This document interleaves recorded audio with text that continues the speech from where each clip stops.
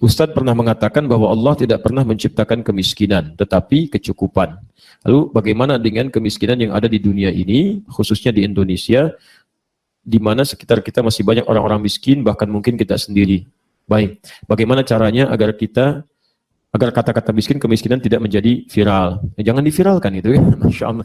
Baik, ini saya jawab dulu. Saya tidak pernah mengatakan Allah menciptakan kemiskinan.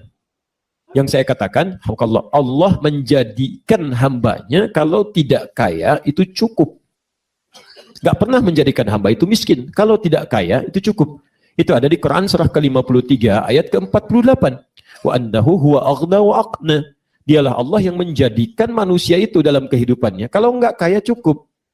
Lalu saya teruskan, yang menjadikan seseorang tidak cukup itu karena selalu merasa tidak pernah cukup.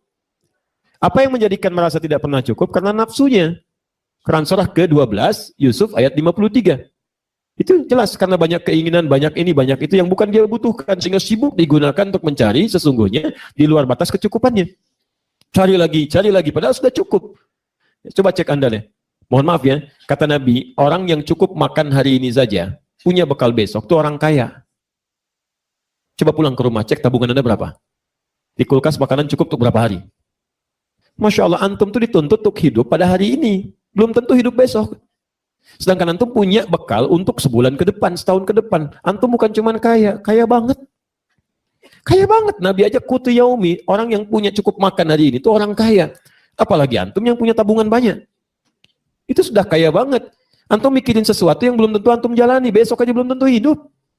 Kita kan cuma merencanakan, ini rencana begini. Lalu Allah turunkan, kalau ingin dicukupkan, dicari, ini ikhtiar. Tugas kamu cuma ikhtiar, saya nanti yang kemudian tetapkan apa yang kamu dapatkan. Dan setiap Allah berikan selalu cukup. Yang jadi masalah, ada manusia-manusia yang tidak pernah merasa cukup. Akhirnya jatuhlah dia dalam kemiskinan. Miskin itu bisa relatif, bukan cuma miskin harta saja. Ada orang yang miskin, hartanya banyak.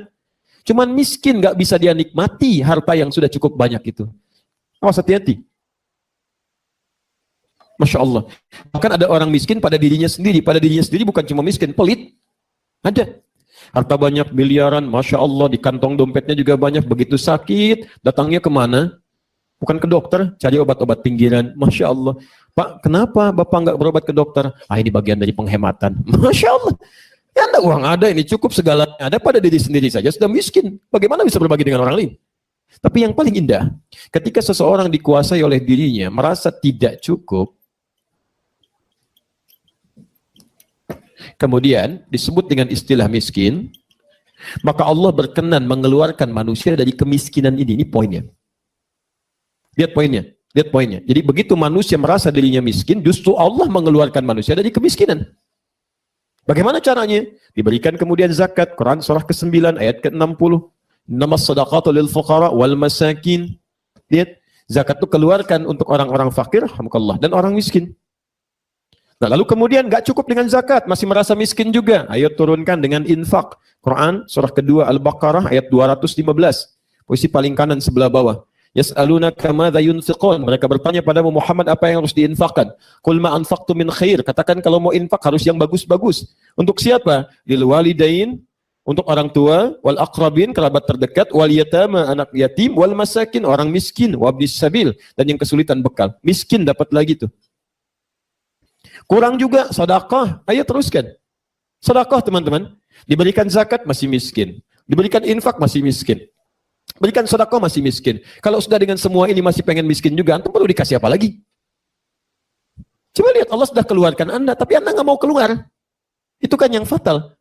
Kadang-kadang yang unik itu begini, yang unik kadang-kadang bukan karena penyakitnya itu tidak bisa diselesaikan. Tapi kecenderungan kita sendiri tidak mau mengeluarkannya. Ini poinnya. Nah, coba cek kalau itu terjadi, coba lihat misnya ada di mana. Imma penyakitnya parah, perlu tazkiyatun nafas, atau cara kita mengeluarkan zakat, infak, dan sedekah ini yang tidak benar.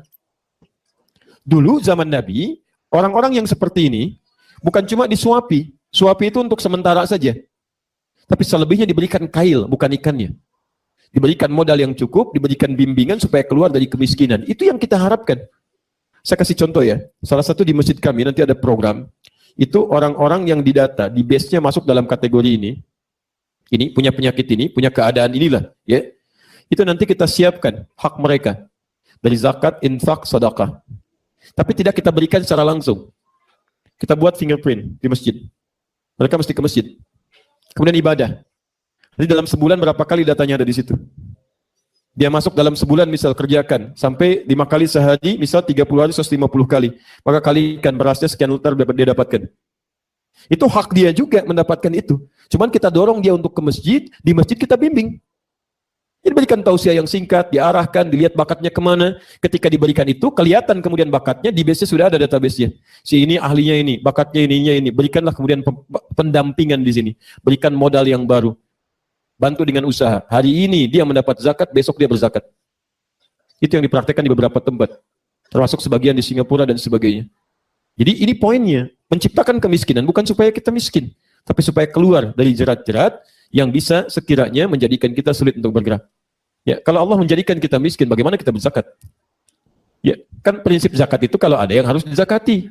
Kalau nggak ada yang punya dikeluarkan zakat, bagaimana bisa zakat? Bagaimana bisa infak? Bagaimana bisa haji? Dan seterusnya. Allah Ta'ala ada.